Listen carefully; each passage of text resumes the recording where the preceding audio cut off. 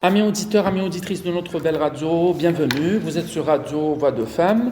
Nous avons notre invité Imen Messoum. Bonjour Imen, bienvenue. Bonjour, j'espère que vous allez bien. Merci pour l'invitation, je suis très heureuse d'être parmi vous aujourd'hui. Merci Imen, nous aussi. Alors Imen, juste au premier lieu, est-ce que vous pouvez vous présenter?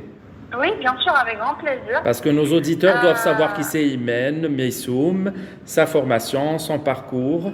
Oui, pas de problème. Alors, je suis une jeune fille algérienne, tout ce qu'il y a de plus normal. En ce qui concerne mon parcours, donc, j'ai eu pour cursus académique, on va dire, scientifique. J'ai fait des études dans le domaine des sciences agronomiques et au fil de mon parcours, je me suis spécialisée dans tout ce qui est process de transformation d'aliments, donc l'agroalimentaire. Et aussi un petit peu, j'ai touché un peu au côté nutrition humaine. Et par la suite, lorsque j'ai fait mon entrée dans le monde professionnel, j'ai pu toucher un domaine différent. Je dis alhamdoulilah, je suis reconnaissante parce que je suis une fervente croyante et partisante, d'apprendre de tout et voilà, la polyvalence dans la vie, ça fait vraiment partie de ma philosophie. Et justement, c'est par ce biais-là que j'ai commencé un peu à découvrir le monde de la communication, du marketing. Et puis par la suite, j'ai découvert une forme de communication qui est la communication beaucoup plus visuelle, médiatique. Et plus précisément, j'ai cultivé une sorte de curiosité pour ce qui est la transmission d'informations, de messages, comme je l'ai dit, de façon audiovisuelle. Et ce qui m'a amené un peu dans le monde de la vidéographie, du cinéma, etc. Un parcours très intéressant et très riche. Allah Ibarak. Imen, vous avez participé aujourd'hui à la journée du film européen, si je peux dire. Alors, le thème de cette année, c'est un phénomène mondial qui est la migration et la mobilité. Ce phénomène qui touche la femme, l'homme et l'enfant, et toute catégorie d'âge aussi. Qu'est-ce que vous pouvez dire de ce phénomène, Imen? Je vous remercie pour la question. Comme vous l'avez dit, effectivement, c'est un phénomène qui ne date pas d'hier, qui est complexe et dont il faut prendre sous tous les angles afin de l'étudier et tenter de le cerner dans tous les aspects possibles, donc que ce soit culturel, religieux. Parfois même, on parle aussi d'une forme intellectuelle un peu, si je puis dire. Et j'ajouterais aussi que c'est un phénomène qui est en constante évolution. J'ai lu récemment que le changement climatique est apparu aussi comme étant un autre des facteurs poussant à l'immigration, donc en plus des conflits sociopolitiques et des guerres et des raisons économiques qui peuvent pousser les personnes à cette initiative de voyager. Alors, Imen, lors de votre participation à la journée du film européen, vous avez remporté le meilleur prix de la critique du film, le film King of Belgium, c'est ça? Comment est venue l'idée de votre participation à ce concours? Alors, c'est en fait, étant donné que je suis à l'affût de tout ce qui relève d'événements culturels et d'actualité des ambassades étrangères ici en Algérie, je suis tombée sur le poste de l'Institut culturel italien, qui est aussi un membre du cluster unique. Donc, pour ceux qui ne connaissent pas cet organisme, c'est une organisation consacrée à la diffusion des différentes cultures de l'Europe. Et donc, ce poste en question avait pour sujet une masterclass dispensée gratuitement par des professionnels internationaux de la conception et de la critique d'art cinématographique. Donc ça m'avait interpellée, vu que je suis depuis 1 année et quelques dans le milieu de la création de contenu, notamment en ce qui touche au montage et à la réalisation de vidéos. Donc j'ai voulu bénéficier d'une telle expertise afin d'explorer des horizons plus loin, d'en apprendre plus. Et puis, en marge de la semaine du film européen, l'UNIC avait annoncé le lancement d'un concours de critique cinématographique. Je me suis dit que c'était une idée merveilleuse et pourquoi pas je n'en saisirais pas l'occasion comme une façon de m'auto-évaluer, c'est pas vraiment ça, plutôt une évaluation vu que j'allais être que mon travail allait être soumis à un jury. Donc une sorte d'évaluation de mes connaissances et aussi parce que j'aime bien relever les défis. Et en ce qui concerne le film que j'ai choisi, comme vous l'avez évoqué, en fait, je n'ai pas vraiment, mon choix n'a pas été, comment dirais-je, établi au préalable. Je n'avais jamais entendu parler de ce film, ni encore moins de son duo de réalisateurs auparavant. Je l'avais tout simplement sélectionné sur la base de son synopsis, comme on dit, donc c'est le résumé du film. En fait, ce qui m'avait attiré, c'était le fait que ça paraissait être une histoire complètement invraisemblable et décalée, si je puis dire, sur des sujets qui généralement sont traités au cours de parlements ou de débats politiques sur des plateaux télé. Donc j'ai été tentée par comment dirais-je, cette approche un peu satirique, absurde, que présentaient ou qu'avaient plutôt élaboré les scénaristes et directeurs du film. Vous avez parlé, Imen, du choix du film. On voudrait savoir comment est représentée la femme dans ce film-là, la femme migrante. Je vais peut-être vous décevoir, mais en fait, dans ce film, le personnage principal n'est pas une femme, mais un homme, le roi des Neiges. C'en est le titre, comme vous l'avez observé. Mais il y avait sa femme aussi. Il y avait sa femme avec lui. Oui, mais c'est-à-dire le contexte ou l'histoire dans laquelle a été écrit le film, c'est plus une sorte de questionnement identitaire et d'ordre géopolitique à travers une sorte de pseudo-exil forcé, en fait, du caractère. C'était plus des questionnements qui relèvent comment dirais-je, par exemple, qu'est-ce qu'une monarchie, qu'est-ce qui définit les frontières d'un pays, etc., etc. Mais par contre, comme vous l'avez dit, c'est vrai qu'il y a eu plusieurs films durant cette semaine où l'occasion, où les directeurs ont fait de la femme le centre de leur attention dans ce contexte de mobilité et de migration. Donc, par exemple, il y a eu le film, il me semble, La Paresse, et aussi il y avait des scènes également dans notre film. Wallah, je te jure, si je me trompe pas. Oui, c'était le premier film. Voilà, donc un court-métrage et un long-métrage. Et les deux films, justement, ont fait des close-up en zoom sur la migration de la femme, plus précisément les femmes de l'Afrique profonde. Ces femmes, je veux dire, en général, je ne veux pas parler que ceux qui sont apparus et qui étaient les personnages principaux de ces deux films. Ce sont des femmes victimes de guerre, de conflits politiques, de famine aussi, donc des conditions de vie très difficiles et qui aspirent en fait à gagner plus d'argent, à travers cette démarche, bien sûr, donc une amélioration de leur vie, mais surtout des fois quelque chose de plus qui n'est pas palpable, qui ne relève pas de moyens financiers ou je veux parler d'indépendance en fait. En tant que spécialiste, Imen, on voudrait bien avoir votre avis sur l'image de la femme migrante. Que pourriez-vous dire par rapport à ces deux films, aux clichés que les producteurs avaient mis en avant sur l'image de la femme, par exemple, et la fille migrante?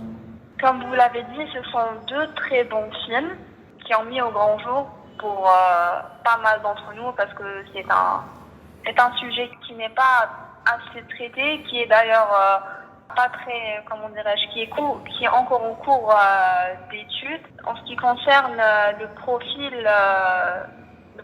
d'immigration, si je peux dire ainsi, féminin. Les réalisateurs, par rapport à votre question, ils ont vraiment, je pense, tenté de mettre, de montrer la femme dans ce contexte culturel ou sociaux parfois, où elles peuvent subir des violences parfois réelles ou symboliques. C'est un fait mondial qui est encore peu connu et peu médiatisé et j'espère aussi que d'autres manifestations comme celle qui a eu lieu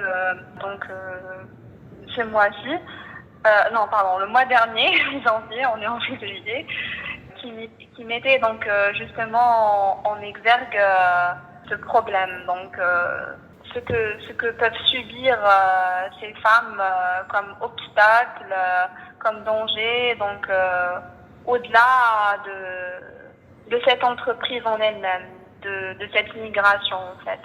Maintenant, Imen, en tant que spécialiste de la critique, est-ce que vous prenez dans vos critiques en considération les clichés de l'image de la femme? Ça me fait plaisir d'entendre que vous dites que je suis spécialiste.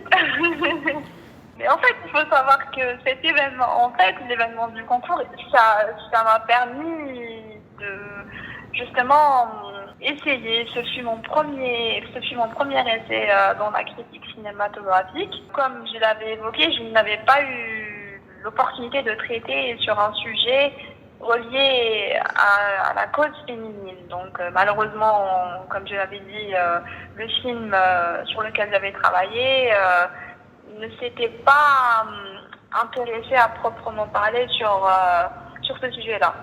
Mais j'aimerais justement vous remercier, en fait, grâce à cet échange. Ça me met dans une perspective, une position où je prendrai plus de considération, je serai plus sensible à l'avenir, Inch'Allah, si, j'espère, si cette voie me réussirait à pouvoir toucher, m'intéresser et pourquoi pas partager autant que je peux sur le sujet de la femme en général et plus précisément en particulier sur ce dont nous sommes en train de parler aujourd'hui. Ce qu'on voudrait savoir, Imen, quel est le film qui vous a touché le plus? Certes, vous avez travaillé sur un seul film, mais il y avait d'autres films lors des projections. Il y avait un film qui vous a touché le plus? Oui, alors tous les films, je dis bien, tous les films étaient des films d'envergure, d'excellence. C'était vraiment, comment dire, on a eu différentes perspectives, différents angles selon les pays, les sujets traités aussi.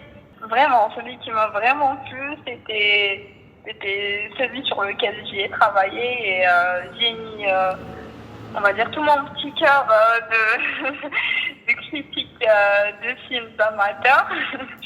C'est King of the Pavilion. Vraiment, parce que ça m'a permis de... vous savez, il y a souvent, notamment en ce qui concerne le sujet de migration et de mobilité, ça fait partie de ces sujets auxquels généralement on y voit comme centre de polémique, d'enjeux politiques et auxquels on a souvent tendance à vouloir les éviter parce que c'est tabou ou parce que nous n'en savons pas assez. Et bien justement, ça m'a permis en tout cas, je parle pour mon cas, ça m'a permis de sortir de ma zone de confort, de développer une curiosité envers ces sujets qui généralement, je veux dire, comme j'avais dit tout à l'heure, c'est des sujets auxquels on n'y prête pas vraiment une attention particulière, où on se dit peut-être que ça ne vaut pas la peine, que ça relève plutôt d'hommes intellectuels ou de politique, alors que je pense que c'est tout à chacun d'y prêter, de faire l'effort d'y prêter attention et de s'intéresser ne serait-ce qu'un petit peu. Vous avez parlé, Imen, de la femme subsaharienne et des femmes qui viennent des fins fonds de l'Afrique. Nous avons parlé de l'état précaire dont elles vivent, des raisons de leur migration. Que pourriez-vous dire des violences qu'elles subissent au chemin de la migration, à leur arrivée dans les pays où elles s'installent aussi? En premier lieu, c'est généralement, cette initiative ne se fait pas dans un accord commun. C'est généralement des fuites. Donc il y a une incompréhension, du milieu familial. Des fois, c'est par rapport au contexte social, aux normes sociales, à la pression sociale qui fait qu'elles se sentent étouffées et du coup, comme j'avais dit, elles cherchent une liberté, une indépendance et ce sont des femmes qui sont bien souvent illettrées, qui sont démunies de ressources financières ou alors travaillent qui font des travails vraiment difficiles, éreintantes.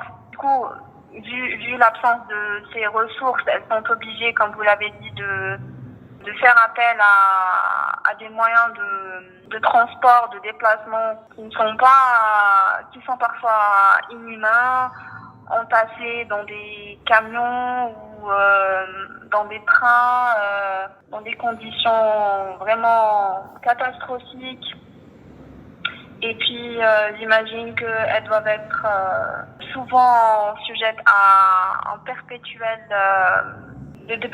perpétuels doutes, tout un questionnement sur le fait qu'elles avaient pris la bonne décision ou non. Et puis, c'est un non-retour car souvent, il s'agit de femmes qui vivaient dans des coins vraiment,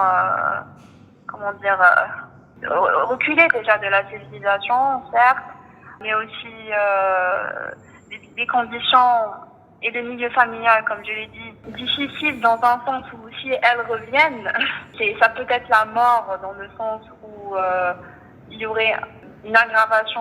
C'est-à-dire que ce serait pas juste un retour à zéro, ce serait, j'ai envie de dire, un retour à -1, -2. Donc, soit elles seraient mortes, j'imagine, au sens propre, ou alors au sens figuré. C'est vraiment un sujet auquel nous n'avons pas assez d'informations et qui ne cesse de croître et dont je pense ce serait nécessaire vraiment que de plus en plus de personnes prennent conscience et réalisent déjà ce phénomène. Un dernier message, Imen, pour ces femmes-là, ces femmes migrantes. J'espère vraiment que dans un futur proche, nous pourrons tous contribuer et les aider pour améliorer cette situation, faire que cette démarche qu'elles ont soit dans des meilleures conditions, soit suivie, soit, régie par des règles, des lois et également que l'on puisse leur faciliter, pourquoi pas, ce processus. Si c'est pour des motivations économiques, Si toutefois, je veux dire, c'est vraiment pour des motivations économiques, qu'elles souhaiteraient rester dans ce cas-là auprès de leurs proches, que l'on pourrait justement faire en sorte à travers des aides financières et aussi leur permettre un niveau d'instruction, ou alors si toutefois elles souhaiteraient vraiment entreprendre cette aventure qui est à ce moment-là on ne parlerait pas d'immigration, beaucoup plus une sorte oui, pourquoi pas, de voyage, aussi qu'on puisse leur faire en sorte de pouvoir, pour le moment présent, tout ce que je peux leur dire, c'est de ne pas baisser les bras, de croire en elles, de garder cet esprit combatif et de vouloir à la vie. Et c'est vraiment un exemple. C'est un exemple de courage pour nous tous. Merci, Imen. Je vous remercie d'avoir accepté de répondre à nos questions. C'est moi qui vous remercie. Avec Saha.